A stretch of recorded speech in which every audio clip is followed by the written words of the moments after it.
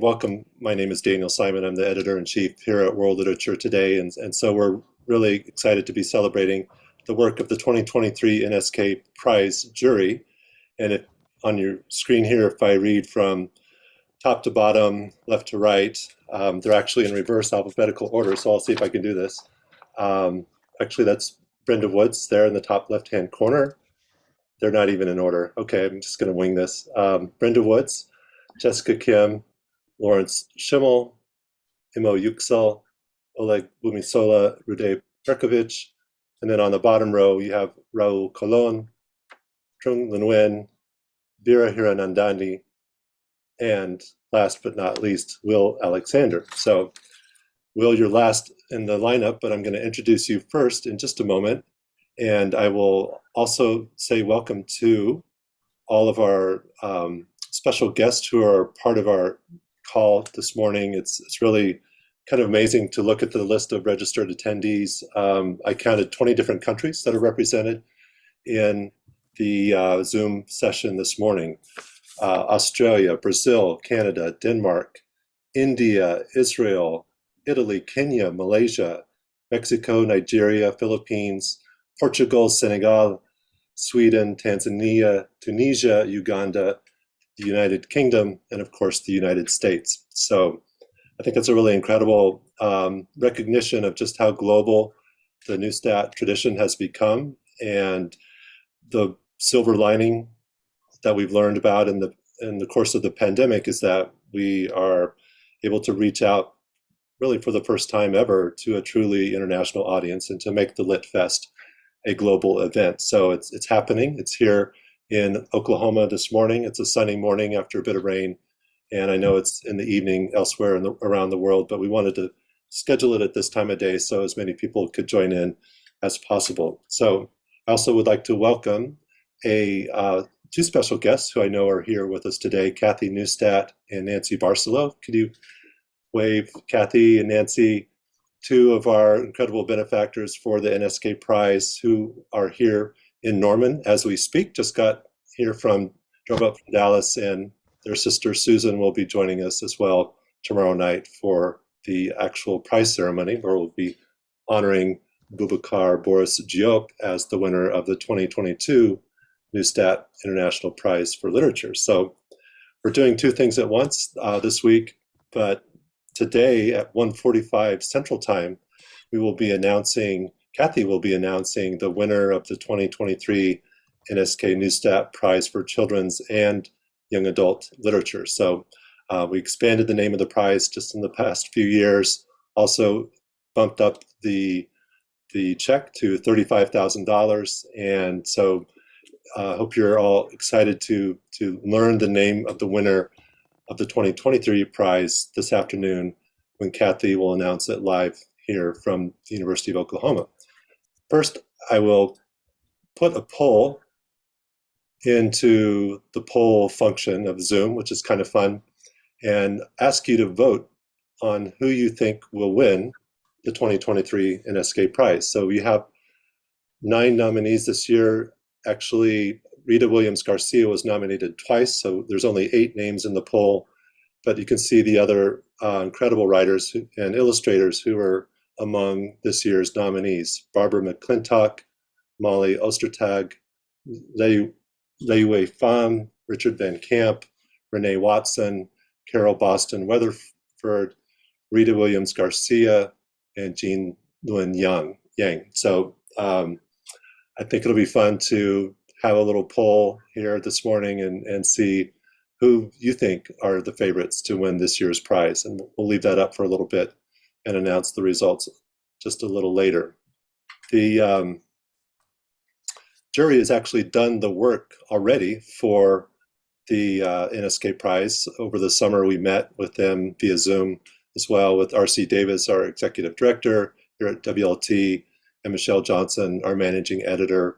The three of us had the privilege of working with these 9 incredible writers and artists to be among that kind of literary history in the making as they debated and chose and voted on the winner for this year's prize. So it's really one of the great privileges of working here at World Literature Today is getting to meet so many of these incredible writers and artists and illustrators and scholars and translators as part of the daily work that we do. And we will be always publishing a special issue of WLT magazine about the winner of the Neustadt and NSK prizes. So Geop will be featured in our January 2023 issue, and then the winner of the 2023 NSK prize will be here in October of next year to receive the prize. We'll build a festival around their visit and engage school children and teachers and librarians and the general public, and have an incredible event again this time next year. And then eventually we will publish an issue of WLT about the winner. And right now we have our current US Poet Laureate, Ada Limon, on the cover of the November issue. And there's an interview with her inside. So please check that out. That's just hitting newsstands right now. And we will launch the issue digitally at the end of this week, actually, this Friday. So that's, again, one of the great aspects about the prizes, is that we can then promote their work in world literature today.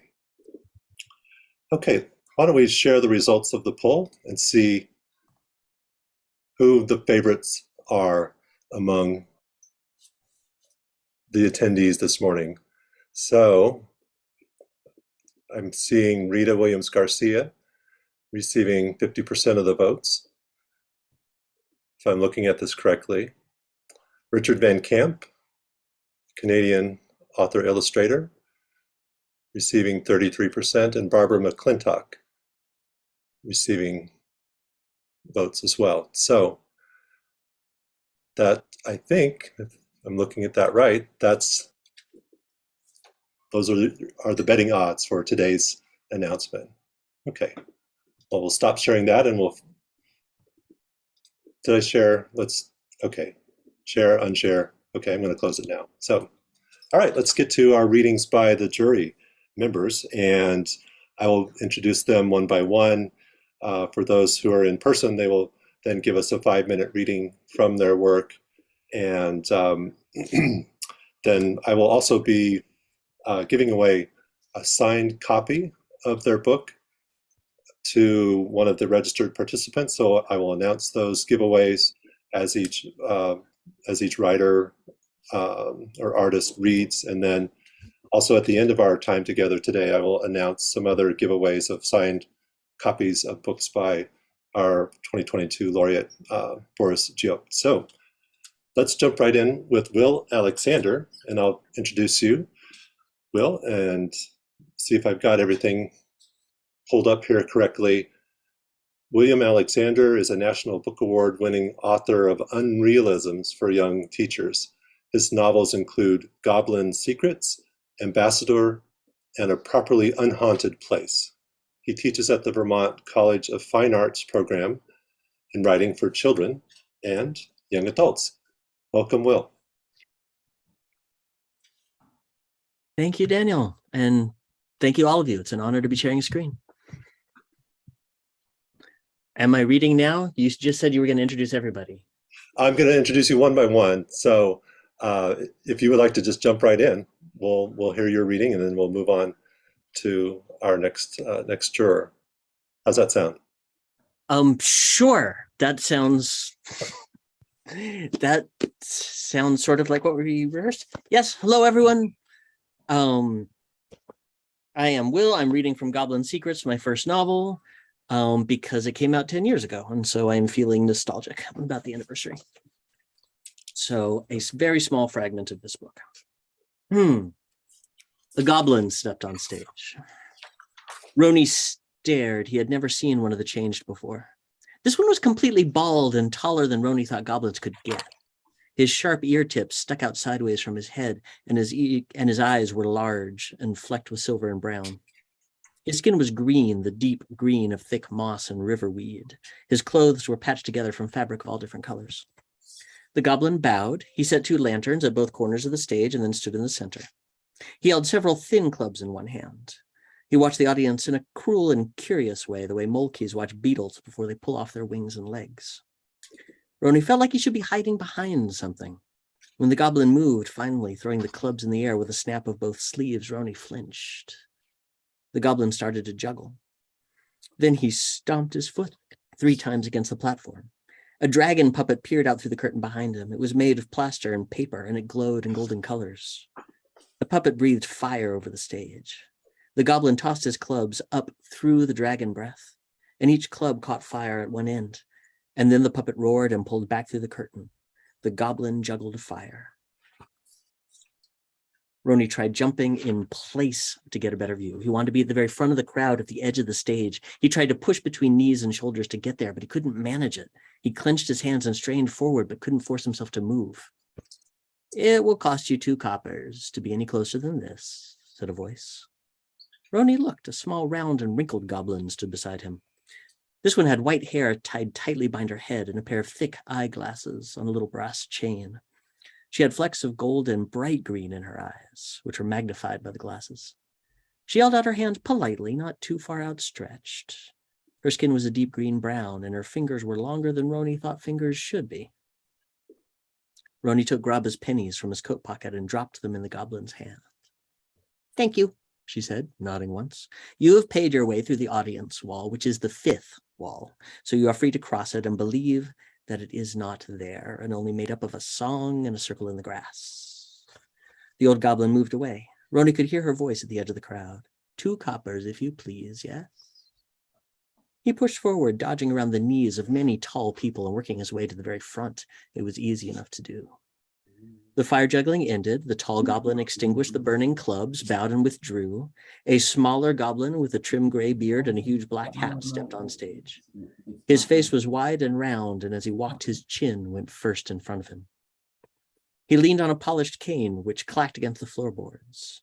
He was small, shorter than Roni, but he moved like he knew himself superior to everyone else gathered there. "Ladies and gentlemen," he said, "you have no doubt heard that our profession has been prohibited by his lordship the mayor." Some booed, others cheered. "We're only here to see you arrested," someone shouted from the back of the crowd. The old goblin smiled a polite smile. "I am loath to disappoint my audience, sir, but I believe that I myself and my companions here are not so inconvenienced by this law.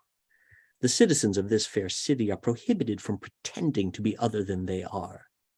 We, however, are not citizens. We are not legally considered to be persons. This saddens me because I have lived in this city long before any of you were born, but I will have to quibble with that particular injustice another time. You have come for a play. We will give you a play.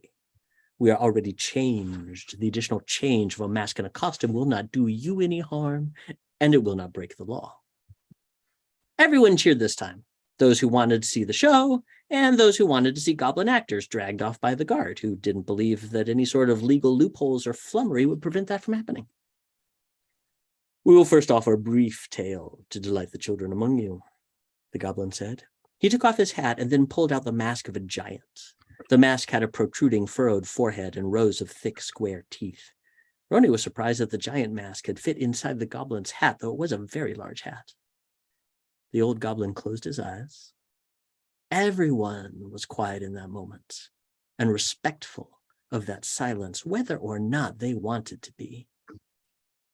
He put on the mask and shifted his stance to tower above them all, even though he wasn't very tall.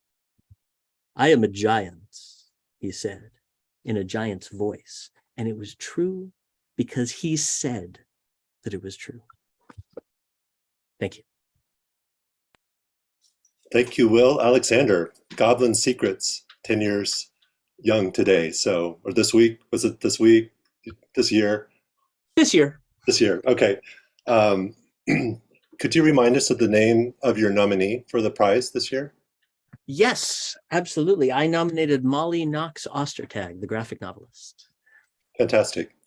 Well, I'm going to show a different novel by Will here. It's called A Festival of Ghosts, and this is one that we'll give away this morning to our attendee named Charles Awuonor, who joins us from Walla Walla, Washington, and is a student there. So congratulations, Charles. We will send you a copy of Will's book as soon as we get it in the mail later this week. We'll send you an email to get your address. So again, thank you, Will, and we will move on to our next reader. It's a great pleasure.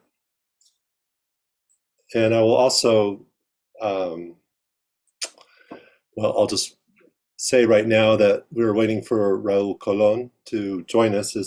Lisa, is Raúl logged in yet? Not yet, not yet. Okay. I'll let you know, Daniel. Okay, thank you. Uh-huh. Just a quick program note. We have a link in the chat that Lisa just posted that is a gathering of books on Bookshop by all 9 of the jurors for this year's NSK Prize, as well as several titles by Boris Diop. So you can click on that link, go into the Bookshop page, and order a copy of one of the books by our readers today. So take advantage of that opportunity as well. There's even a 30% discount code for a couple of Diop's books published by Indiana University Press. Okay, so we'll come back to Raúl in just a minute and go to a virtual Veera Hiranandani, who sent a video, but she's on a writing workshop this week and couldn't join us in person. So we'll cue that up here in just a minute and I'll introduce her. Veera is the award-winning author of several books for young people. Her most recent middle grade novel, How to Find What You're Not Looking For, received the 2022 Sidney Taylor Book Award, the 2022 Jane Addams Book Award, and was a finalist for the 2022 National Jewish Book Award. It was also named the 2021 Best Children's Book of the Year by Amazon, Kirkus Reviews, and Brightly. The Newbery Honor-winning The Night Diary also received the 2019 Walter Dean Myers Honor Award, another PEN Award for Human Rights and Children's Literature, and several other Book of the Year honors and state reading list awards. Veera is also the author of a novel for young readers called The Whole Story of Half a Girl, and a chapter book series, Phoebe G. Green. She teaches creative writing at Sarah Lawrence College's Writing Institute and is working on her next novel. And if I can manage to share my screen, I will pull her up virtually and enlarge and press play. Hi, I'm Veera Hiranandani, and I'm sorry I can't be with you live today. I'm at the Highlights Foundation for the Jewish Children's Literature Symposium, but I just want to congratulate all the finalists and the winner of the NSK Prize. And I'm not going to say any names because I don't know where I am in the event. So I just wanted to say my heartfelt congratulations, and it's just been such an honor to be part of the jury committee. So I'm just going to read to you a little bit of my most recent book called How to Find What You're Not Looking For. And I'm just going to read you the first few pages of the first chapter. The book is in second person. How to be the lazy one. It's harder than you think. First, lie on your messy bed wearing your Wonder Woman pajamas that are too small because you've had them since you were 9. Then watch your older sister, Leah, pin up her hair for dance class. She sits in her black leotard at the small white vanity, her back straight as a board, a magazine cutout of Paul Newman taped to the corner of her mirror. She uses at least 15 bobby pins for her bun. Count in your head while she sticks the pins in. 1, 2, 3. She's rushing because she has to be on the number 4 bus by 9 a.m. for point class at Madame Duchamp's Dance Academy. She dances there every day except Sunday. You're not even sure how she spends so much time at dance and still does well in school. Leah seems to do well at everything, not you. You're the lazy one. You're just trying to keep up. But along with all the other things Leah does, she helps you keep up. 4, 5, 6. Ma wishes Leah didn't take dance on Saturdays because of Shabbos, but Leah says it makes no sense for her not to dance if Ma and Daddy work all day at Gertie's, their bakery. Then Ma says Leah's right. and that maybe they should be more observant and not work on Saturdays. Daddy says the bakery wouldn't survive if they closed on Saturday in this town, and that's more important. They argue about the rules like that sometimes. How Jewish you're all supposed to be. 7, 8, 9. On pin 10, Leah suddenly stops and puts her hands over her face. Her shoulders start to shake. You lean forward in your bed, confused, to get a closer look. Leah hardly ever cries. You're the crier. It's the only way anyone pays attention to you. You cry when you're sad or mad or when you watch Lassie. Sometimes you even cry when you're extra happy. You get it from Daddy. He's a crier too. Leah manages to keep a smile on her face most of the time. If she's upset, she gets serious and walks away, her shoulders straight, her head held high.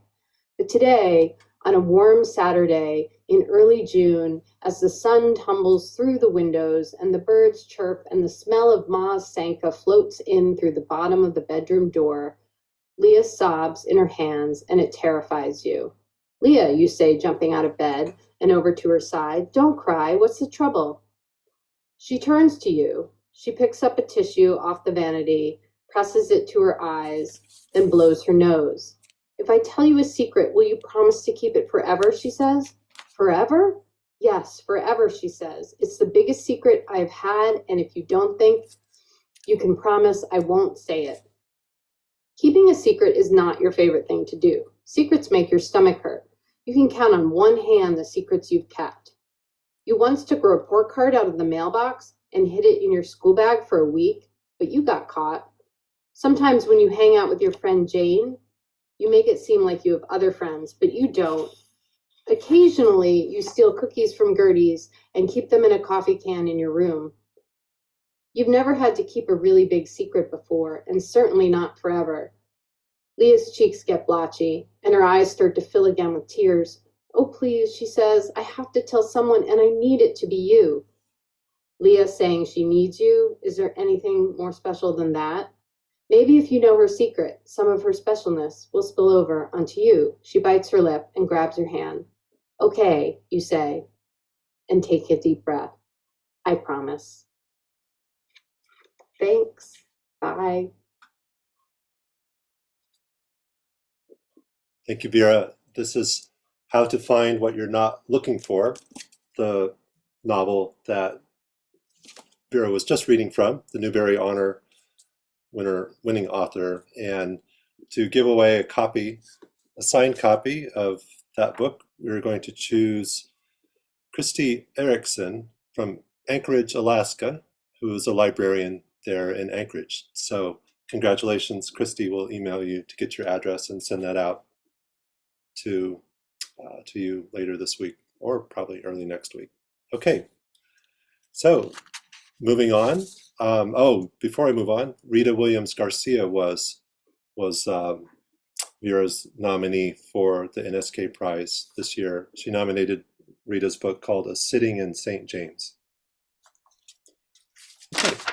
Next up, we have Jessica Kim, and Jessica writes about Asian American girls finding their way in the world. Before she was an author, Jessica studied education at UC Berkeley and spent 10 years teaching 3rd, 4th, and 5th grades in public schools. Like Yumi, the comedian protagonist of Kim's stand-up Yumi Chung, Jessica lives with her family in Southern California and can't get enough hot Cheetos, stand-up comedy, and Korean barbecue. Jessica, welcome. Could you tell us the name of your nominee and tell us where you're calling from today? Hi, everyone. I'm coming from San Diego, California. I nominated Le Nguyen Pham, who wrote she's an incredible author illustrator with too many titles to count, but the book that I nominated her for was called Inside Outside, and it's a picture book chronicling the COVID-19 pandemic. So thank you all for being here. This is my book. For those of you who haven't read it, it's my middle grade debut, came out in March 2020. And it's about 11-year-old Yumi Chung, who is a little shy and a little awkward, and she's having a tough time fitting in with her classmates at the fancy private school that she attends. But what Yumi loves more than anything in the world, you can kind of tell by the cover, is stand-up comedy. And things get really interesting when she accidentally steals someone's identity at a summer camp where her idol, who she watches on YouTube, teaches, and she gets mistaken for another camper. So this is kind of like a funny, fast-paced adventure story about stolen identity, but really it's kind of a unpacking of what it means to be a second-generation American as she grapples with kind of two sides of her identity, her Korean side and her American side, and how she kind of reconciles how she is enough as she is. So I'm going to be reading a little bit from chapter 1. Here we go.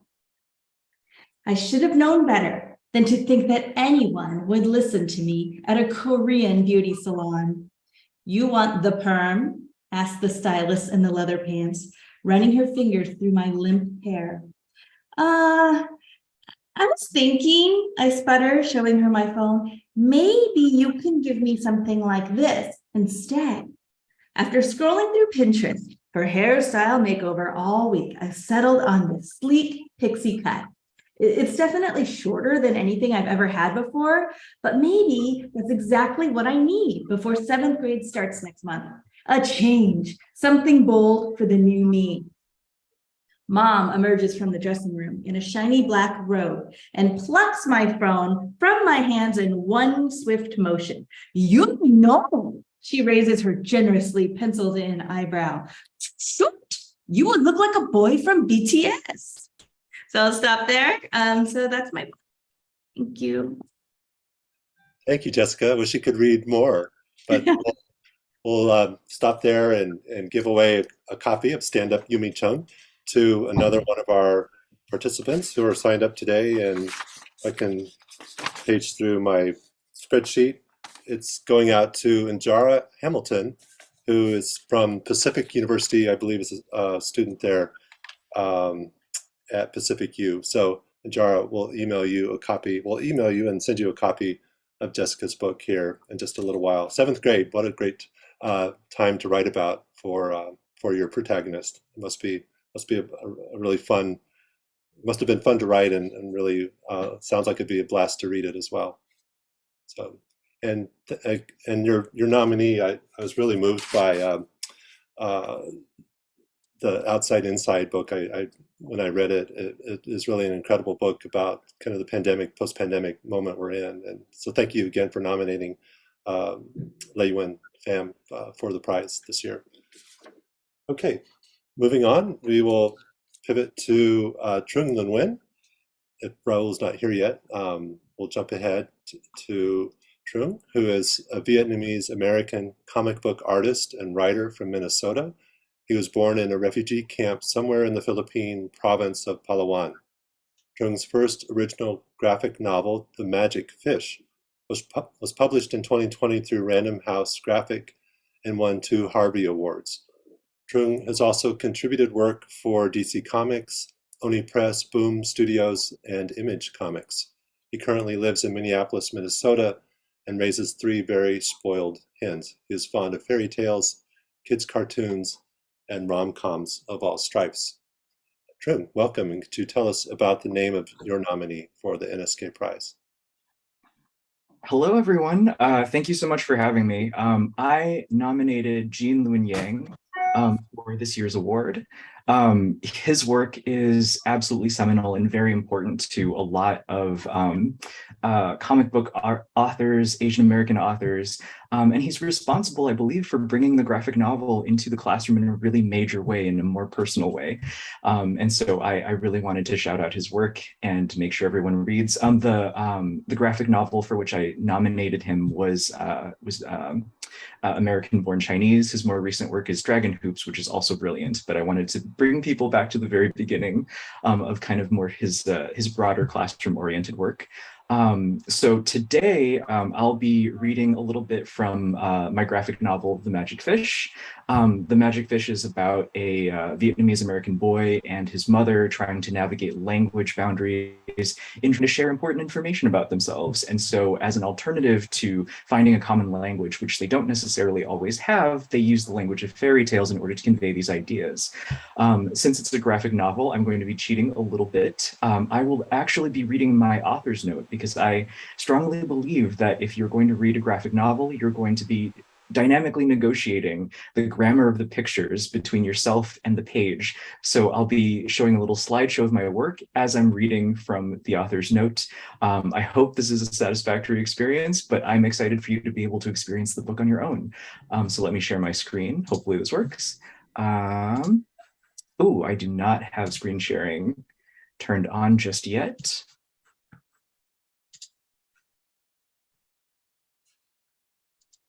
Lisa, does Trung have permission to share? Yes, he does. He is a co-host. Okay. Okay. It's still telling me that it's disabled. Do I need to log out and log back in? Nope, nope. I'm going to say make co-host again. Here we go.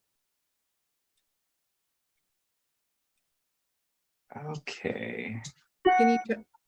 Yes, there we All go. right, Thank good, you so much. Okay. So you won't be able to see my face as I'm making all kinds of, or while I'm reading this. Okay, hold on just a moment.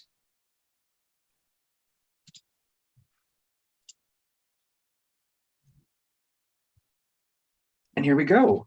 The Magic Fish. I set out to tell a very small story. One of the odd challenges of writing a story about characters living within any social margins is the gravity of the marginalization itself. It's such a dense thing, seeming to insist that all the pieces of the story should orbit around it. Immigrant stories are like this. As compassionate readers, we sometimes intellectualize difficult human experiences to keep them at arm's length. There is an appropriate vernacular, a set of vocabulary words in a syllabus, and a common language established for the sake of facilitating dialogue. At our worst, we find, for example, stories of immigration reduced to character tropes employed by the news for a disaffected viewer. The stories start and end with the arc of an exodus, and we forget that things continue to happen ever after, and that ever after does not happen for everyone all at once. At our best, we want to take a bird's eye view of the situation in an effort to be as comprehensive as possible. In this way, immigrants seem to take on the flatness of fairy tale archetypes as interchangeable pieces in recurring stories of upheaval and diaspora. In both cases, we prefer to look in from the outside, all the quiet yearnings, the ambient heartaches, and the thousand other little indignities of feeling lost on your own tongue are overlooked in our best intentioned efforts to be broad and comprehensive. And so I set out to tell a very small story about a boy and his mother, figuring out how to express love without the benefit of an appropriate vernacular, a set of vocabulary words in a syllabus, or a common language to facilitate their dialogue. I wanted to explore how stories can serve both as an escape and as an anchor for us in our real lives, and maybe, for at least one story, decenter the gravity of marginalization to tell a story about one of the little pieces that orbit around it.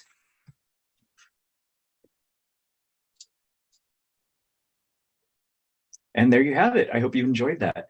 And I hope you enjoy the rest of the readings as well. Thank you so much, Trung. We have a copy here of The Magic Fish that we will be giving away. And the recipient of this book is Yeli Kamara, who's the Poet Laureate of Cincinnati and the Mercantile Library in Cincinnati. So Yeli, congratulations. We'll be sending that out very soon. And it's really wonderful to see and hear you describe the grammar of the illustrations of your book, Trung, and just thinking about the other winners of the prize over the years, like Veera B. Williams and Meshach Asare, who are illustrators as well as authors. It's really, I think, quite exciting to see their work being promoted with this prize, along with the young adult writers and other writers who are nominated, who have been nominated over the past almost 20 years now. So again, thank you, Trung. And we will move on to, or we'll move back to Raúl Colon, who I think is with us now. Raúl, hi. Can you see me and hear me? I can see you. Yeah, I will introduce you and have you jump in and do your reading here and tell us about your nominee for the prize. So Raúl Colon is the award-winning illustrator of many picture books, including Draw, an ALA notable book and recipient of the International Latino Book Award, Imagine, an ALA notable book, New York Public Library Best Book for Kids and a Book Page Best Book, Susanna Reich's Jose, Born to Dance, Angela's Christmas by Frank McCourt, and Jill Biden's Don't Forget, God Bless Our Troops. Raúl was born in New York City, grew up in Puerto Rico, and now resides in New York with his family. So welcome, Raúl. So glad you could be with us this morning. All right, thank you. Yeah, it was a little crazy there. It kept saying the meeting hadn't started, and obviously it had. So anyway, yeah, I nominated Barbara McClintock, fellow illustrator. And I did this because she's been working forever, promoting, obviously, children's books and her own work. And also, I've been to meetings with her where she's great with children and getting them to be inspired into reading more and more. But one of the things I admire about her is her consistency and the fact that she is very, as an illustrator, is a great technician. She uses art in the best possible way. And it's beautiful and complicated at the same time, and draftsmanship. Sometimes we forget a little about that, and she has loads of it. And I admire her work for that. So one of the books, or at least a book that we focused on, was Nothing Stopped Sophie, which was a recent book she did. And it's a book, as you can notice here on the pages, it's about numbers. Both a book on math, a children's book on math. How can you make that interesting? Well, the best thing she did with it was that she could make illustrations like these, spreads like this. And that art combined with the story just makes for interest. I'm going to pick the beginning of it and read a little of it. When she writes, long ago in Paris, a young girl named Sophie Germain understood that math could do more than measure lengths of silk and tally accounts in her father's shop. In those days, people scoffed at girls for thinking about anything more serious than hair ribbons or what music to play in the pianoforte. But nothing stopped Sophie. Telling Sophie not to think about math was like telling a bird not to soar. And as you can see, the illustrations on this page. I'm sorry I didn't share pages, but so the book goes on and shows how she had to fight obviously against all this prejudice against women. But illustrations like this made it even more interesting when she divided this, for instance, this piece is divided into smaller little pieces. Well, she talks about all these little math and equations, something that if you just write about it, could be boring for a kid. But because of her illustrations, her technique, and her inspiration in doing this, it's just as a beautiful book as any you will ever see, and as beautiful art as you can find in any children's picture book. And this is not the only book she's done that with. So that's why she was my nominee. Thank you so much, Raúl. It's really wonderful to see your office, to see the creative space. It's a wide screen, so you can see a lot. Yeah. Creative space around you, and also to think about the jurors over the years who have been eventual winners of the NSK Prize, like Margarita Engel. This is the book we're giving away that Raúl Oh, illustrated. great. It's called Light for All, and we'll have a signed copy of that sent Yeah, out. you should receive, by the way, I was out of town, that's why, and when I got back, there was a flood in my house. Not a flood, a plumbing problem. But I did send, I'm sending today all the labels that you needed. So I Perfect. finally got back to that. Thank you so Great. much. No, we really appreciate it. Again, for all of you to take time out of your busy schedules, not only to be here today, but to make your nominations over the course of the summer, and to then spend 4 hours deliberating the winner, the nominees, and then voting on the winner of the prize. And again, Margarita Engel was our 2019 laureate for the prize. We had Cynthia Leitek Smith a few years ago, and Margarita was a past juror. Oh my gosh, Vera B. Williams, I believe, was a juror. No, she wasn't. Anyway, but there's a kind of a tradition within the NSK Prize for Yes. jurors to go on and win it themselves. So hopefully one of this year's jurors will be among that group. Right. in Watch the out, years to folks. come. Thank you, Raúl. All right. You're welcome. Okay, moving along, we'll jump back forward to Olugbemisola Rhuday-Perkovich. And Olugbemisola is the author of several children's books, including Operation Sisterhood, It Doesn't Take a Genius, 8th Grade Super Zero, and Two Naomis, co-authored with Audrey Vernick, which was nominated for an NAACP Image Award. She also writes picture books, easy readers, and nonfiction books like Saving Earth, Climate Change and the Fight for Our Future, and Someday Is Now, Clara Luper in the 1958 Oklahoma City sit-ins. She is a member of the Brown Bookshelf and editor of the We Need Diverse Books anthology, The Hero Next Door. Olugbemisola is Jamaican, Nigerian, New Yorker who lives with her family in New York City, where she writes, makes things, and needs to get more sleep. And we have a video by her that I will try to pull up of her reading and share my screen. I can manage the technology. Okay, here we go.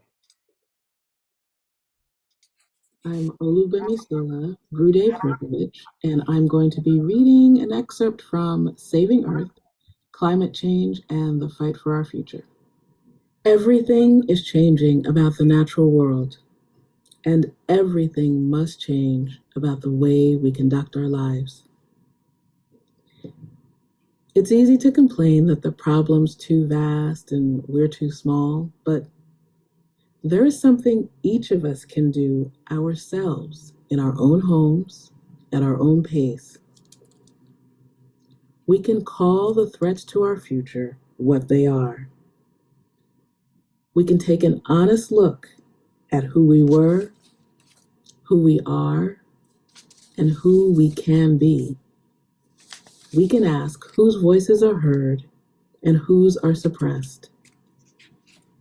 We can talk about the work and legacy of those who have been disregarded and discarded by those in power, and look to their examples of commitment to true liberty and justice for all.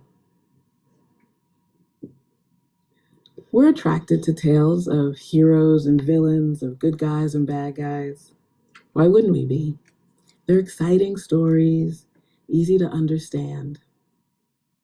In the story of the decade we almost stopped climate change, we can identify the people who did the wrong thing and those who tried to fight back. It's fun to see ourselves on the right side. We love the stories of the chosen one, and each of us might secretly dream at some point that the chosen one might be me. We want to be better than we are. We want to be better than one another. But what if we're all heroes and villains at the same time? Think about it. Do you do all good things or all bad? Come on, seriously. Does there really have to be the one? Instead of a chosen one, what if we choose one another? What if we stop thinking about those sides, about ourselves, and start thinking about one another? What if instead of thinking of winning and losing, we focused on the ways that we are responsible to and for one another, and what justice means for us all? What if it's about what we've done, what we do, and what we'll do next, but also about who we are and who we want to be? If we start by speaking truth to power with love, maybe we can understand that when we speak about things like fuel efficiency standards and gasoline taxes, methane flaring, or carbon offset credits, about green and blue New Deals and bright pink coral, we're not speaking about plans, programs, or initiatives. We're speaking about a global metamorphosis, about deciding as a people that we can do more, be more, and do better, and love well. We're speaking about nothing less than all we love and all we are.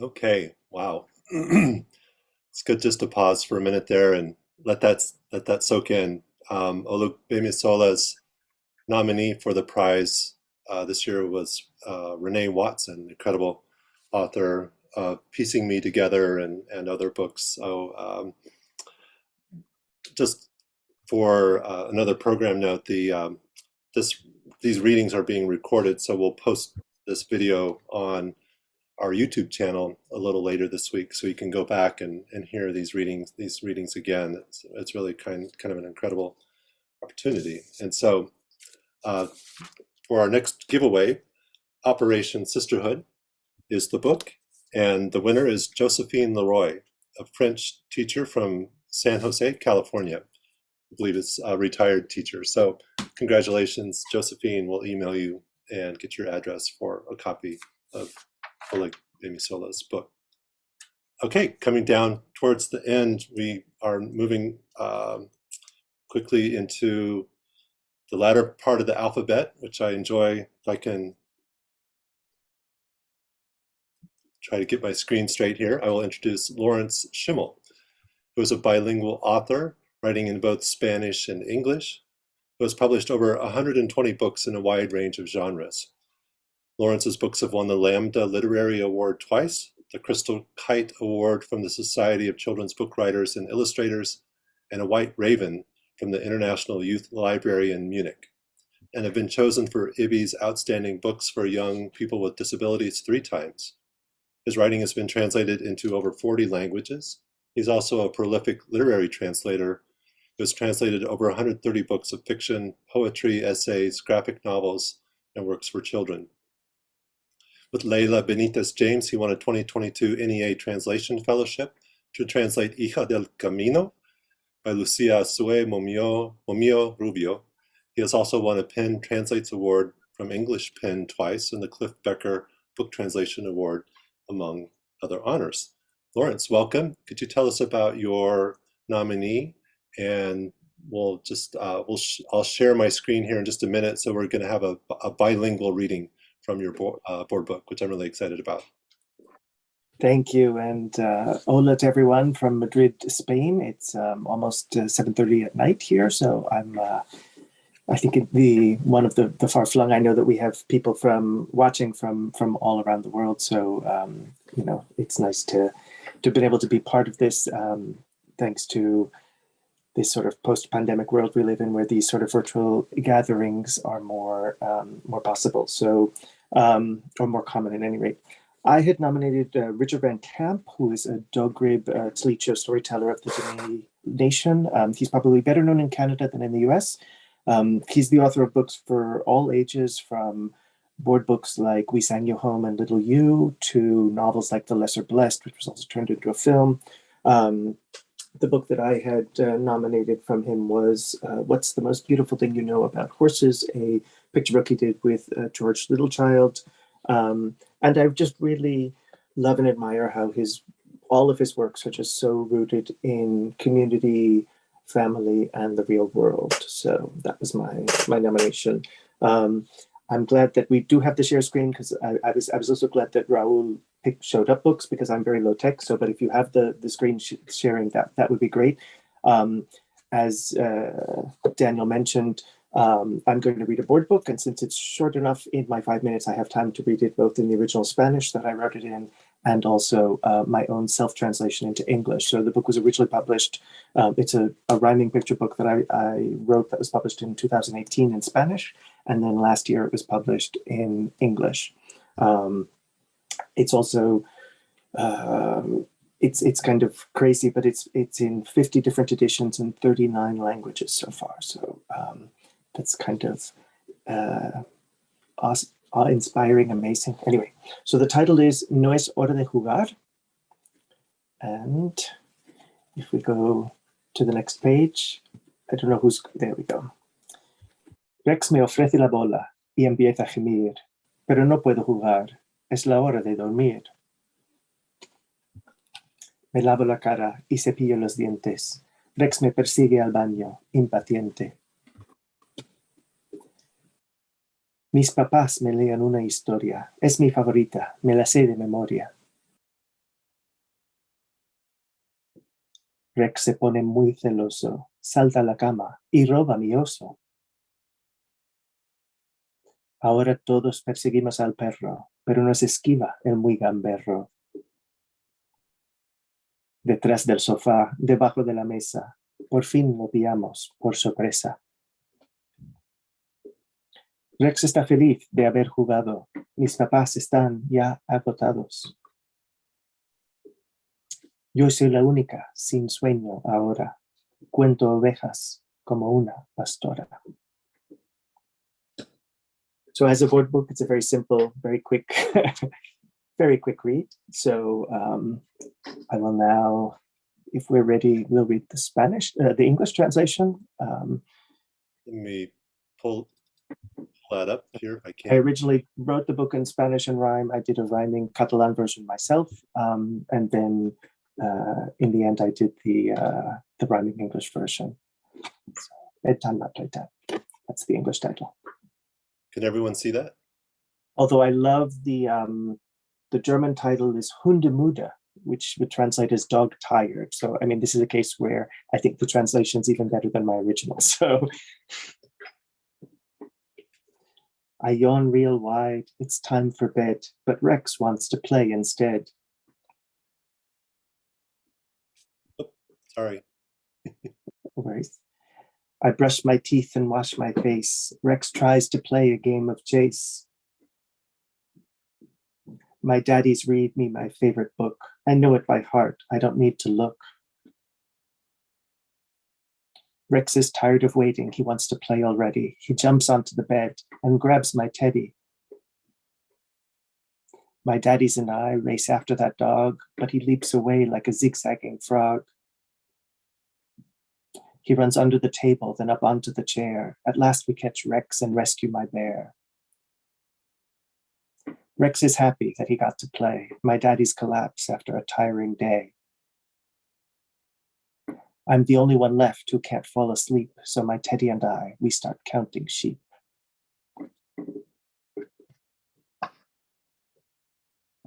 Fantastic. The rhyme is wonderful in both versions.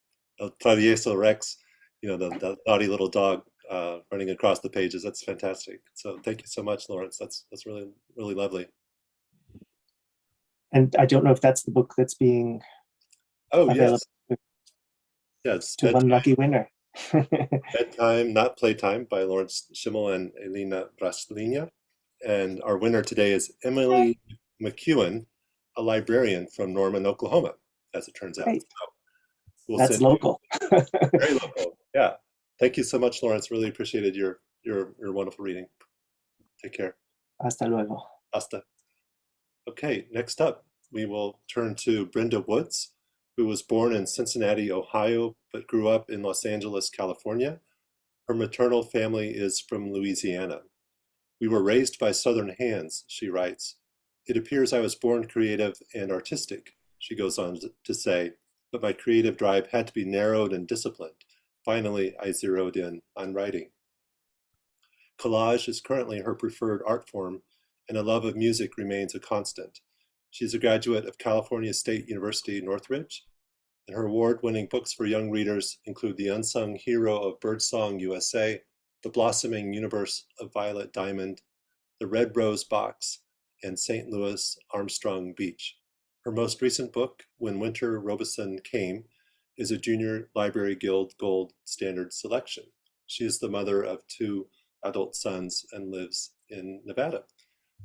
Welcome, Brenda. Good morning. Could you tell us about your nominee for the NSK Prize? My nominee was Rita Williams Garcia, and I nominated her for One Crazy Summer. I read this book many, many years ago, and it stayed with me and resonated with me for many different reasons. You can see it when, so many awards, it's just unbelievable. So she was my nominee. Thank you. And I'm going to read today from my most recent book, and it's called When Winter Robeson Came. And I just want to say, well, for me, is it still morning? It's still morning here, but good afternoon or good evening. I'm going to read a selection from this particular book. It was my first stab at writing an entire story in free verse, which I now compare to trimming a bonsai tree. It seemed like it would be easy, but it wasn't. I think for writers of prose, trimming away and discarding our lovely words it's rarely easy. So it was a real test for me. And the process also heightened my respect for poets and songwriters who seem to be able to do it effortlessly. When Winter Robeson Came, it's a story written in free verse. I'm going to read from the beginning of the novel.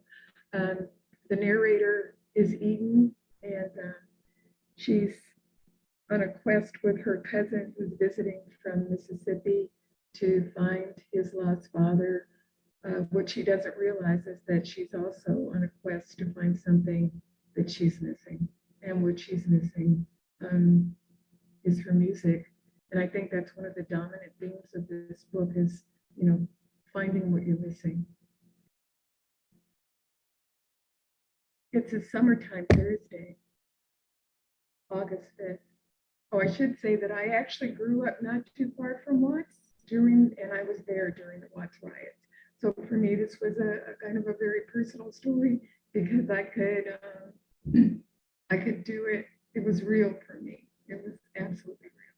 And there's a scene where she's standing on the porch and she's watching the tanks go down the street, and that's something that my brother and I were standing there, and that's something that was it's something that just never leaves you. So that was part of the reason for writing this book. Here I go. It's a summertime Thursday, August 5th, 1965. We're downtown at Union Station, Daddy and I, sitting inside on one of the long, cool wooden benches, waiting. Now and then a train unloads and passengers stream out. Hands begin waving and people hurry toward each other, smiling, reaching out arms, hugging, sometimes kissing. His train arrives late, but then there he is, all the way from Sunflower, Mississippi, birthplace of Jerry Butler. Daddy likes to brag. Been 2 years since I last saw him at our family reunion in Indiana, Miss. I glance up at him thinking, he's short, grew tall, and that makes me feel small. He'll be 14 this December, our cousin, Winter Robeson. I'm even, I'm blurred. I know you ain't changed, except you got a lot shorter, Winter Robeson jokes. I laugh. Did not I tell him, then examine him from head to toe. The straw cowboy hat looks small for its head, and for some reason, that makes me smile.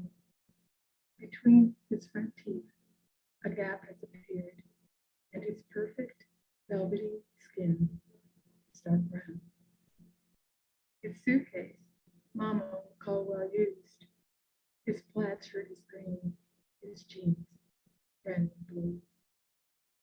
His black high-top Converses have snowy white laces, and from his neck, a Kodak camera loosely dangles. We trail my daddy, Ernie Cole, outside into the sun. From the front seat of our 57 Chevy, I keep turning around, gazing, sipping him slowly like ice water, memorizing him like a poem. Y'all even have your own automobile. Wish we had one, Winter remarks, caressing the seat, acting like he's riding in a fancy Cadillac coupe de ville. I turn on the radio and music fills the car. Marvin Gaye is singing I'll Be Doggone, and I sing along. Immediately, Winter joins in, and together we croon. When the song ends, Winter begins snapping pictures. Click, click, click. California, he softly says, making it sound like heaven. It gets in your blood after a while, Daddy confesses. Not like Mississippi, but it does. And right then, once again, I begin to long for the country roads and folks of Indianola, Mississippi, where I was born and raised till I was 10. Mississippi, where trios of songbirds serenaded me in the morning, and lightning bugs that had sparkled for summertime nights.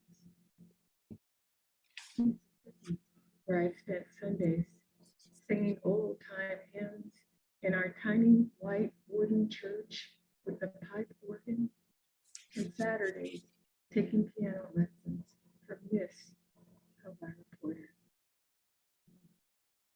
Miss Elvira Porter, her hands wrinkled, but fingers still nimble, taught me how to read notes and play, plus musical symbols and terms galore.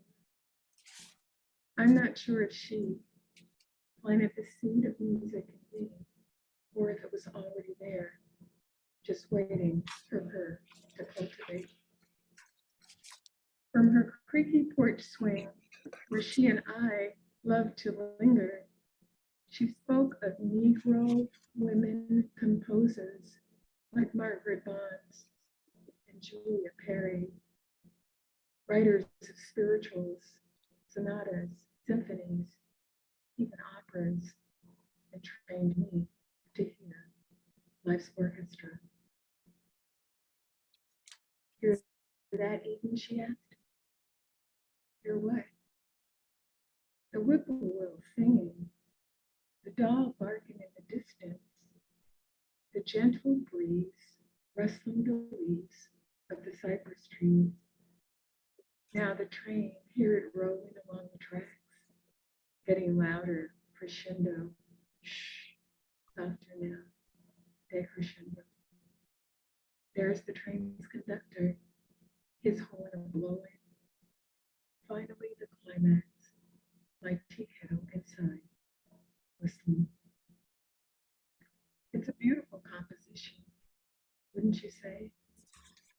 I would. Yes, ma'am. I would. Missing her in Mississippi makes me sigh, and I ache for it even more with winter nearby. The tone of his voice, the warmth of his smile bring me back, and for the 1000th time, I wish we'd never left. When winter Robinson came. Thank you, Brenda, so much. I was trying to hold up my page of the book as you were reading. The audio on your end was a little bit wonky, but these sections are called His Arrival and Missing Her in Mississippi and When Winter Robeson Came. So for some reason, the text on my book was reading right to left on the screen, so that didn't help much. Anyway, our winner of a copy of Brenda's, a signed copy of Brenda's book is Ilsa Ortega from Atlanta, Georgia, who's head of languages at a school there in Atlanta. So congratulations, Ilsa. We'll get that book out to you sometime soon. Thank you, Brenda, again for your nomination and for your reading today. Really appreciate it. Okay, and we'll wrap up today with M.O. Yuksel, who is the award-winning author of the picture book In My Mosque, illustrated by Hatem Ali, an American Library Association notable book, a school library journal best book, and a Junior Library Guild Gold Standard selection. Yuksel is also the author of One Wish, Fatima Al-Fikri and the World's Oldest University, illustrated by Mariam Qureshi. Her forthcoming books include Ramadan Kareem, illustrated by Hatem Ali, and Sami's Special Gift, an Eid al-Adha story, illustrated by Hussein Sonmeseh. Her books are inspired by her Muslim, Uzbek, Turkish heritage and her desire to bring diverse stories to children. Minty, welcome. Could you tell us about your nominee for the prize and a little bit about your reading, where you're calling from today? Thank you so much, Danielle. You did an awesome job with the pronunciations. I know those were some tough words there. Eid al-Adha and yeah, awesome. Hi, everyone. I'm so happy to be here with you all. It's a pleasure and an honor to participate in this wonderful festival. I nominated Carol Boston Weatherford, the amazing author of Unspeakable, the Tulsa Race Massacre picture book, illustrated by the late Floyd Cooper. And I'm coming to you from New Jersey. So I'm going to share my screen and let's see, here we go. So as Danielle so wonderfully mentioned, In My Mosque and One Wish are my two picture books. I'll read a few pages from each of them, and I hope you enjoy the beautiful illustrations. In My Mosque is about different mosques around the world, so you'll get to see different architecture, and it's about the types of services and activities that take place in this place of worship. And here is the first spread. The first spread is a picture of a mosque in Egypt. And I'll start reading. In my mosque, we are a rainbow of colors and speak in different accents. Assalamu alaikum. I greet my friends and newcomers too. Everyone is welcome here. In my mosque, we line our shoes in rows like colorful beads before stepping inside. I wiggle my toes and sink into the silky, soft carpet. In my mosque, we dress in our best outfits before standing in front of the Most High. My auntie gives me a hug, and I know I'm loved.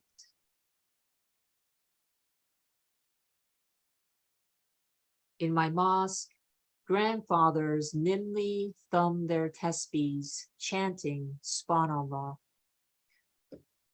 I snuggle up by my dad and listen to the soothing sound of their words mixed with the cooing pigeons outside. And here we see the Blue Mosque in Istanbul, Turkey. And I'm going to jump over to my second picture book. One Wish is a picture book biography about Fatma al-Fikri. She built the world's oldest university in Fez, Morocco in the 9th century, and her school, her university, still operates today. So it's been in operation for over 1,200 years. And here are beautiful illustrations by Miriam Qureshi. Fatma craved knowledge like desert flowers crave rain. Ikra, read, was the first word she recited from the Quran, inspiring her love of learning. Unknown worlds opened to her like a window as she read. Fatma's heart swelled with excitement. She wanted to know how birds flew, why the sky was blue, and how flowers grew. Her passion for learning pulsed through her veins.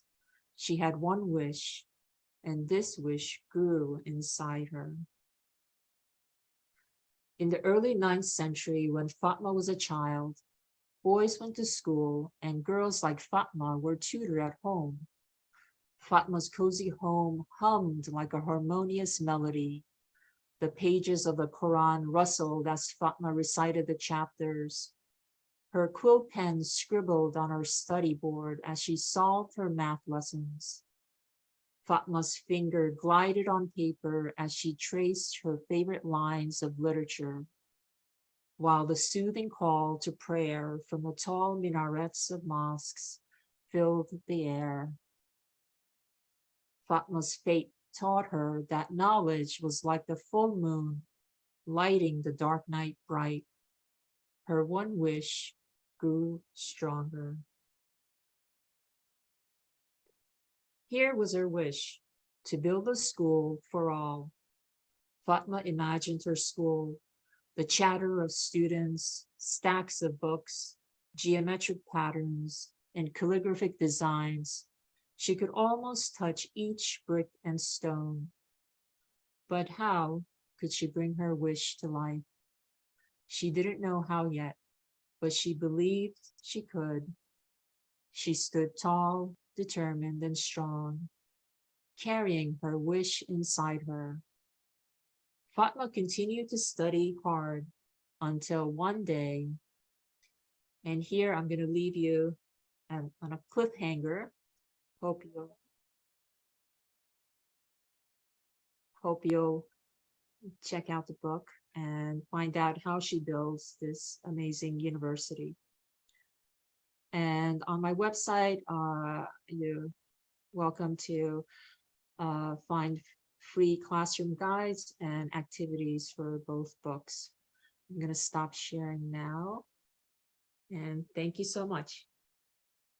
Thank you, Imo. Thank you for this lovely book, One Wish. It's just beautifully written and gorgeously illustrated. So we'll give a copy of this away, if I can find my place, and announce the winner, Nicole Ragland, who is a filmmaker, photographer from Jones, Oklahoma. Nicole will email you and send out a copy of One Wish that is signed, and we hope you enjoy it. So again, thank you to our 9 incredible jurors for the NSK Neustadt Prize for Children's and Young Adult Literature. I'm just so excited. An hour from now, we'll learn the name of the winner of this year's prize. We'll be sending out these 9 books to the signed copies to all of those winners of the drawings. And also wanted to give away some extra books by Boubacar Boris Diop, our winner of the 2022 Neustadt International Prize for Literature. So I'll announce those as well. We have 1 copy going to Kaveh Basiri, a Tulsa Artist Fellow. Another copy going to Saba Sebatu, a writer from Brooklyn, New York. A copy going to Sapira Simons, in Lexington, Kentucky, and another to Aaron Young, a student from Newton, Massachusetts. So 4 more books going out into the world. We hope you enjoy those. And also, as I was thinking about the picture books and the YA novels and the graphic novels that we've heard today, also Brenda's novel in verse, that reminded me of the work by Marilyn Nelson and Margarita Engel that is really kind of doing incredible things with poetry in children's books these days. So I hope you'll check out all those books, all of our past laureates' work that can be found on the NewstatPrize.org website, as well as lots more of wonderful things about the festival, which will resume this afternoon, again at 1:45 here in Central Time. We'll be making that announcement. Kathy Neustadt will join us to announce the winner of the 2023 prize, and then we'll be hearing also via live stream a conversation event between Boyana Coulibaly and Boris Diop, and then Mr. Diop's keynote talk at 3 o'clock this afternoon as well. So hope you can come back and join us. And also again, tomorrow we'll have lots more happening for day 3 of the Neustadt Lit Fest. And I don't know that there's anything else happening in the chat, so I will say goodbye and thank you again, and greetings from all of us at World Literature Today. Take care. Bye-bye.